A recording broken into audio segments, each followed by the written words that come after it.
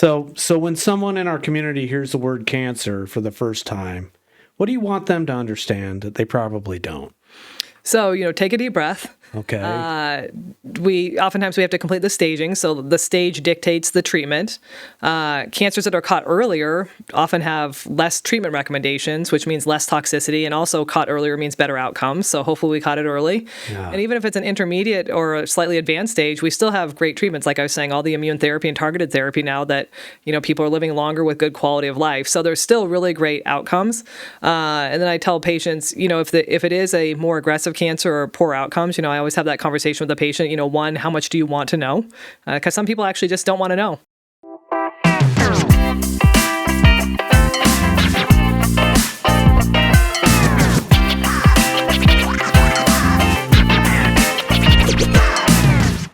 Welcome to the CCC News Podcast. I'm Tom Peterson, and today we have the pleasure of speaking with Dr. Winifred Wong. She is the radiation oncologist and medical director at the Celilo Center at the hospital in the Dalles. It is part of the Adventist Health Columbia Gorge system, and Dr. Wong brings more than a decade of experience in cancer care with a background that includes service as a physician and a leader in the U.S. Air Force before coming to the Columbia Gorge. She specializes in radiation oncology, working with patients through some of the most difficult moments of their lives, helping guide treatment with both precision and compassion. Thanks for coming, Dr. Wong. Thanks so much. Feel free to call me Winnie, since you're my neighbor. Very good. Yeah, that brings up a good point. We've met each other over the last several years on different occasions, shoveling snow together in your driveway. Absolutely. Yeah. And, through that, we had some great conversations, and we were chatting a little bit with me about kind of growing up and how your parents were kind of in the restaurant business, and you kind of moved quite a bit as a youth. Yeah. So my father was in the corporate side of the restaurant business, so we moved every 3 to 4 years. The longest I've ever lived anywhere was in the Seattle area for 7 years as a kid. Yeah. Usually every 3 to 4 years. So lived in Seattle, Dallas, the Boston area, and then I went to college on an ROTC scholarship, and I think that was so ingrained in me to move that that I moved every couple of years with the military, right, as well. Yeah, and that was comfortable for you. Yeah. I mean, kind of, is that kind of growing up in that crucible, if you will, having to change schools and meeting different people quite a bit, that's probably made quite an impression on you or kind of shaped you in some ways? Yeah, I mean, it makes you be flexible, and it makes you really, as a military officer during my training once told me that your best assignment is your current assignment, which is essentially to say you just have to make the best of every situation. Yeah. And so my mom was really good with that too. Always got us involved in sports right away, activities, got a map of the area, and we went around and did activities. And so, tried to get us involved in that local community as quickly as possible. Yeah. So it really did give you the ability to just be kind of flexible and adjust to any setting. Huh, awesome. You told me a funny story. I think was it about being in Alaska at one point? Yeah, so after college, my first assignment with the military was up in Fairbanks, Alaska as a logistics officer. And so I was there for a little over 2 years prior to going into medical training and becoming a physician. But yes, I was up there for 2.5 years, right out of college, 21. I'd only lived in cities, and now I'm in very dark, remote Alaska where it gets to -60. It's, right. Oh my dark, gosh. most of the winter. And so that was a learning experience as well. Awesome. Well, we're lucky to have you in the Dalles, to have an oncologist and a director for the Celilo Center. I think you've really brought in some nice, stable staffing and that kind of thing. We kind of were off and on for a little bit there while things were kind of getting figured out. And so thank you so much for giving back to our community in the ways that you have and helping so many. Yeah. Yeah. And thanks to the community for, welcoming me. I've really enjoyed everybody's been so nice as far as neighbors, patients, staff. It really is a tight-knit community. Yeah, it's so funny. Like, we were kind of chatting, and when you meet somebody, you'll almost always run into a story of how they know somebody else, and it may be through 3 or 4 other people, but that's kind of the joy of the Dalles. It is, absolutely. Yeah. And it was funny coming from larger cities. You'd be at the grocery store and someone would just be talking to you across the oranges, like, how are you doing? And I look around, I'm like, oh, you actually want to know how I'm doing? Just a random conversation at the grocery store. I'm like, okay, like people are really engaged here, which is nice. Yeah, that's the joy of it. Another like fun little thing that between us, like we were, Peggy and I were out walking one day, and you had a bunch of painted rocks. Oh yeah, so a patient, as a thank you, brought in all these really pretty painted rocks, like ladybugs, bumblebees, pickles, like dill pickle rocks, and they brought in so many that the staff, we all grabbed some, and so I came home and asked if you wanted some because you do all the gardening, and then actually the next door neighbor has a little 2-year-old son, and so I gave him some. But they're just fun to put in your garden in the neighborhood and around the area. Yeah, so that leads me to ask, like, do you believe in the butterfly theory? Yeah, I mean, every small action has its, terminal action. So 100%, it's, be nice to everybody. You never know what anybody's going through. And so, yeah, just have that nice effect that hopefully down the road it has bigger nice effects. Yeah. And that's kind of that little ripple, like one kind thing kind of gets another. And yes, like, what is it? The butterfly flaps its wings, but that it makes a hurricane in Florida, Yeah, exactly. Yes. Yeah, that's so cool. Yeah. So the other really fun aspect about you, Winnie, like if I don't say so myself, you share a lot of your life online and what you've made, and you've kind of decided to be a little bit open, like you show like cooking, how you're cooking and some other things. But maybe that's a little bit different for most doctors. It seems to be in my experience. Yeah. So on my personal Facebook that I have friends and neighbors with, I'm an avid cook and baker. I've historically always been a baker. It lends itself to kind of the science mind because baking is science. It has to be very precise, and each ingredient is actually like a scientific reaction versus cooking is much more kind of artistic, a pinch of this, pinch of that. And so I hadn't been much of a cook before COVID, and then COVID, gave you time to learn a bunch of new stuff. Right. so I really got into that, bought way too many cooking gadgets. My garage has a whole shelf now of COVID buys. But yeah, so I love to do the cooking, love to do that online, hoping to grow that a little bit now in the gorge with all of the great, farmers, ranchers, farmers markets, and hoping to do a little bit more of that going forward in the future. But other things I share too, not only on, personal Facebook, but also, LinkedIn and Instagram and so on is, cancer screening, cancer outreach, so that's really important to, if you're going to talk the talk, you need to walk the walk. So I even did that this year where the whole prep, I had my first ever colonoscopy this year. Okay. And so did went online and had videos of the prep.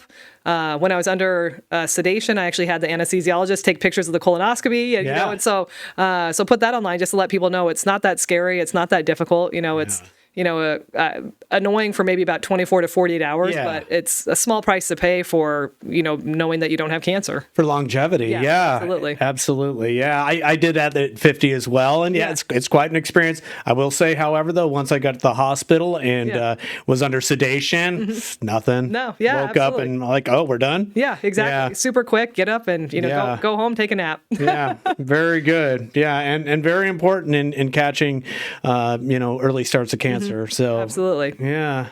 Very good. Another question I have is tell me a little bit about your dogs. Oh yeah, so I've always loved dogs. We always had dogs growing up. And then obviously through medical training, I couldn't. I just didn't have the time. The schedule didn't lend itself to it, and I had an apartment and whatnot. So that was always my life goal, Pinterest board or whatever. Once I finished my medical training, I was going to have dogs again. And so I did. I got my first dog as an adult right after residency. Actually adopted her. I literally drove out of Seattle. I picked her up on the last day of Seattle of residency. And I drove to Texas, and I adopted her from a nurse that I had worked with in Seattle. So it's kind of 6 degrees of separation. Where, they were getting, the nurse and his wife were getting older, and she was a very fit, active golden retriever, so they couldn't take care of her. And so we kind of co-parented her. I had physical possession, but always sent her videos, and they were sending us gifts. And so I've always had dogs. And so now I have 3 little dogs. So it's kind of morphed from one big dog. Now I have 3 little ones. So my neighborhood always sees me out there walking them. Two of them are older with arthritis. One of them's younger. So I actually go on 2 walks every night. Was the last one a rescue dog? Or they're all rescues. They're all rescue dogs. All of my dogs, even if they're purebred, they're always rescues. So I kind of believe in that. I like the rescues. And they've always got quirky personalities, and then they generally know that they've been rescued, so they're very loyal to you. And there you go. So they're always a fun group to have. Well, awesome. Maybe that leads into my first question a little bit too, and we kind of talk a little bit more about what you do and that kind of thing. But how do you unwind after a difficult day of work? Treating folks. Because it's not always probably a positive or outcome or that kind of thing. Yeah, no, there are definitely days that are harder than other. But yeah, go home. Throw on some shorts and flip-flops, get out of your work clothes and kind of decompress, take the dogs for a walk is always nice, some fresh air, not looking at a computer screen, not listening to a phone and things like that. And then, cooking is always a big stress relief. So I just kind of like the methodical, even the prep of, chopping up the vegetables, things like that. Just kind of very soothing just to get into a different rhythm. Yeah. Has it changed your outlook on life because of the patients you've treated? Do you think it? Oh yeah, no, absolutely. So my specialty is an oncologist, as well as like having served in the military as a logistics officer, which is a line job, so people deploy, and so I worked on deployments and supply chain and transportation convoys and things like that, and so people were definitely put in harm's way then. So I had subordinates that had to work with them on that. So you had life perspective from the military because people were deployed, people had issues. And then medically, obviously working with cancer, my goal is always to cure it or make you feel better. But sometimes, there are harder days where people are not doing as well or people pass away. And so trying to get through that, you do have to get home and decompress and kind of, you take it home to a degree, and then you then kind of compartmentalize a little bit just so you can get back at it the next day. I think there's a thread of that for all caregivers. Yes. When you're working with folks that are kind of towards the end of their life and that kind of thing, and it's hard not to internalize all that. Yeah. But also there's kind of something special about that time in life too, of really being in the now and understanding that maybe these could be a few of my last days or what have you, and to embrace them and to fully feel them. Yeah, absolutely. So it gives you that kind of that YOLO, you only live once, so if you have the time now, do it, while you're fit and healthy and have the capability. I think you live your life that way. Yeah. Get out there, go hike, go, if I'm in an area, you got to go experience it. One of the best was I did my residency training at the University of Washington in Seattle, and I was doing a rotation at the Seattle VA. And there was a veteran patient, and he was coming in for just end-of-life palliative care, so helping him with symptoms. Yeah. And he and his wife had been RVing across the country, and I was telling him, like, oh, gosh, that's always been on my list. But, the military moves, they give you a short time hack, so you need to be at your next base at this time, and if you extend, then you need to take either a vacation day or you get in trouble. And so I was like, gosh, I've driven across the country several times with the military, but I haven't really been able to see it because I've been on such a time crunch. Right. And I remember he just looked me straight in the eyes, this guy who's dying, and he's like, take the time, and so those things do sit with you. Yeah, exactly. It's like, enjoy the journey kind of thought, right? Yeah. Like, I'm just trying to get to, Chicago. Well, there's a lot between here and Chicago, exactly. Right? Yeah. So I enjoy that even on so I even try to do that now on road trips to, just take back roads and stuff. Yeah, take back roads, see the weird things. Like when I was stationed in Northern California, if I would drive up to Eugene, Oregon, where my parents were living at that time, you go past Corning, which is like the olive capital of California. Yeah. So there's a place called the Olive Pit, and everything is olive ice cream, canned olives. But there's all these olive groves, and they supposedly, who knows if anybody's actually tracked it, it's the world's largest cement olive in one of the olive groves. So I took the 1 mile detour up the highway. I was like, it's here. I got to see it. So I have a picture with my dog, the two dogs I had at the time, in front of this giant cement olive just because it was there. Awesome. Did you try the olive ice cream? I didn't try the olive ice cream. I tried a bunch of their other olive stuff though that I did like. Yeah. Apparently, there's such a thing as garlic ice cream as well. Yeah. So south of Sacramento, about an hour or two south, there's a place that does a garlic festival. So garlic ice cream, a lot of garlic stuff. Have you had that? I did not try that. I was just like, oh, I'm good. Yeah. Oh, very good. Very good.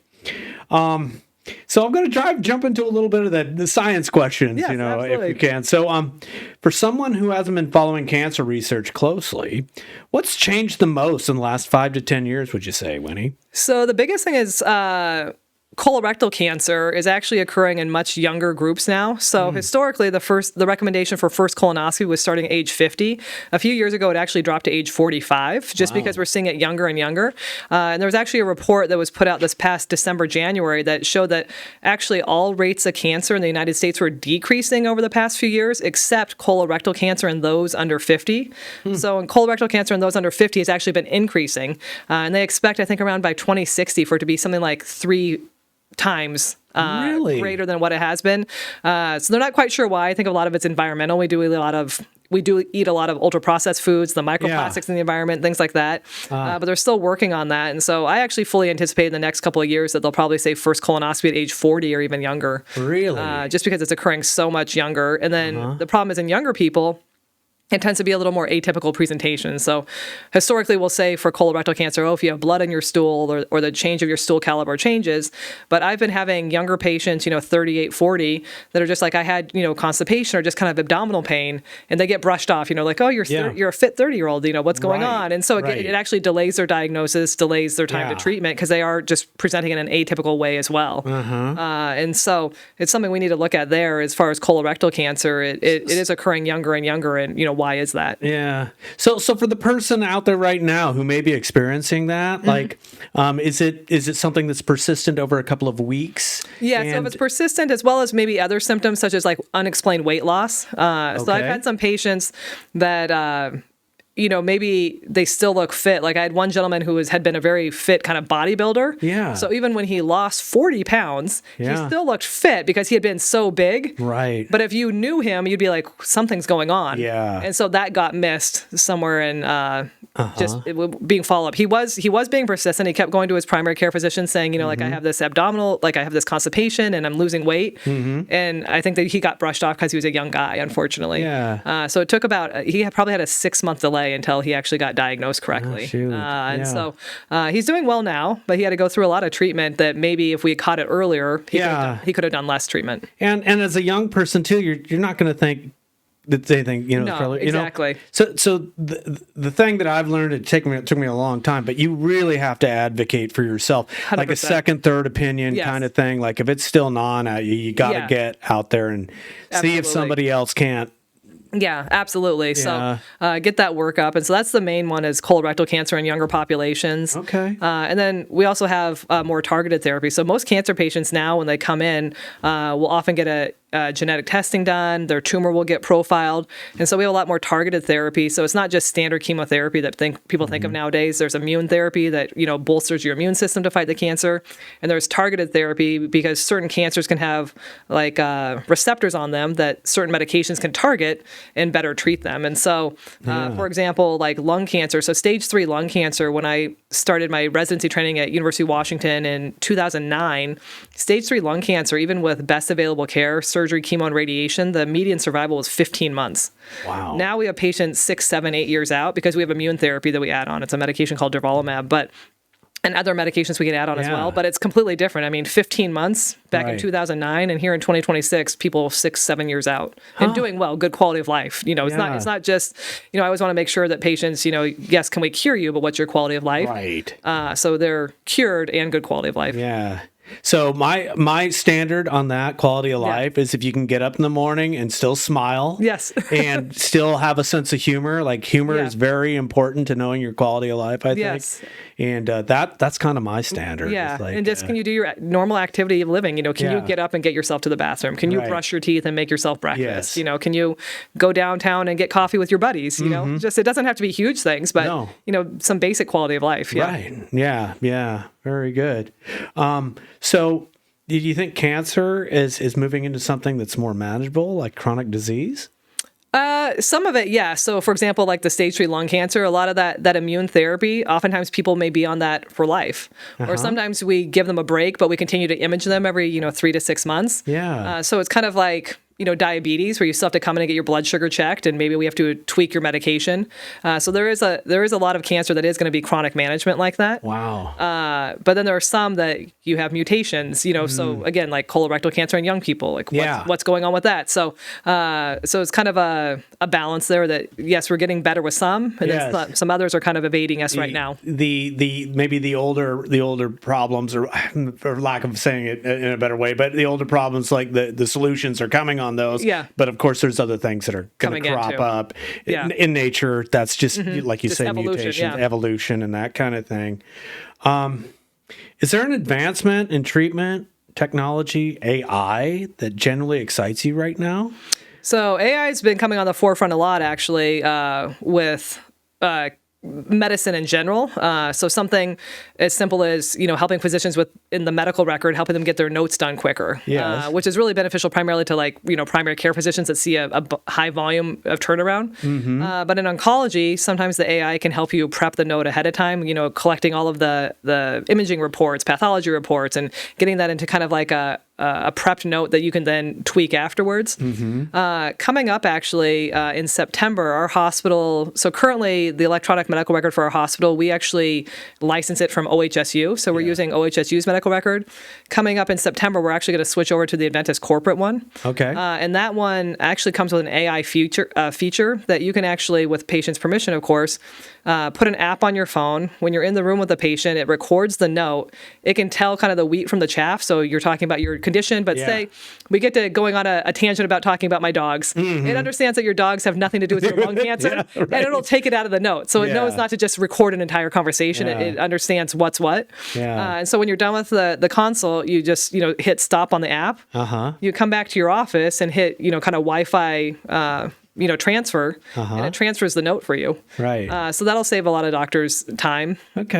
From an oncology perspective, it can also kind of, if you think of Amazon, where you buy a book and then afterwards it says, well, if you like this book, you might want this book. Right. So it can do that in the medical record as well, that, hey, you ordered this CAT scan. Would you also like to get this lab with it too? So it can kind of pre-think you. So there are some things that are good about it. It's still definitely, you still have to QA it. You still have to edit it. Certainly, yes. And then, it's kind of your plus and minus. For me, my clinic doesn't have the volume of turnover that you would in like a primary care. So I'm not sure how much I'll use it in encounters. Like, I really like to engage with my patients, and I'm just not a fan of having an app on my phone, so for me personally, but other physicians, I know it'll be incredibly beneficial. Yeah. Are there any specific types of cancer that we're getting pretty close to a cure? I don't know if a cure is the right word, but I mean, there definitely are some that are pretty close, to a cure. So, for example, leukemia back in, the 50s and 60s was not a great outcome, and especially in the pediatric population. And, now it's like 80-90% cure rates, pediatric leukemia. Amazing. Breast cancer. So breast cancer often has 3 receptors on it. So breast cancer can be sensitive to estrogen, progesterone, and then what's called HER2.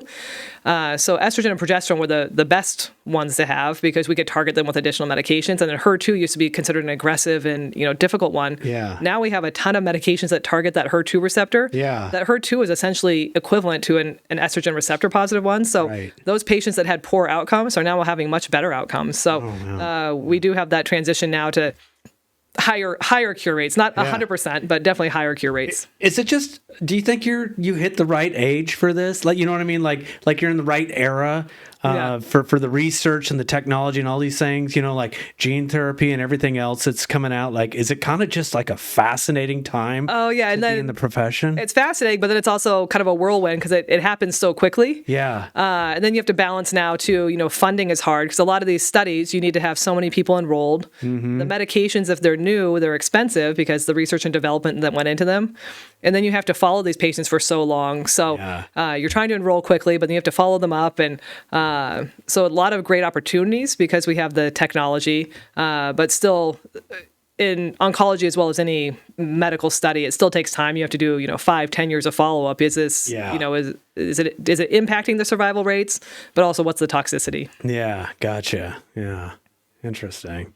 Yeah, Josh, before we started today, Josh, who's our audio engineer over here, but he was talking about his father's scenario with cancer and that kind of thing. And then my mother died of pancreatic cancer. Oh, gosh. Yeah. And my sister got screened for it. She doesn't have the genes. The gene and that kind of thing. But I guess what I'm trying to point to there is that we all know somebody that's, and I've got friends right now who are either going through treatments or recovering. It's, it's just one of those things it's either going to be us or somebody we know. Oh, right? absolutely. Yeah. So when someone in our community hears the word cancer for the first time, what do you want them to understand that they probably don't? So, take a deep breath. Okay. We oftentimes have to complete the staging, so the stage dictates the treatment. Cancers that are caught earlier often have less treatment recommendations, which means less toxicity, and also caught earlier means better outcomes. So hopefully we caught it early. Yeah. And even if it's an intermediate or a slightly advanced stage, we still have great treatments. Like I was saying, all the immune therapy and targeted therapy now that people are living longer with good quality of life. So there's still really great outcomes. And then I tell patients, if it is a more aggressive cancer or poor outcomes, I always have that conversation with the patient. One, how much do you want to know?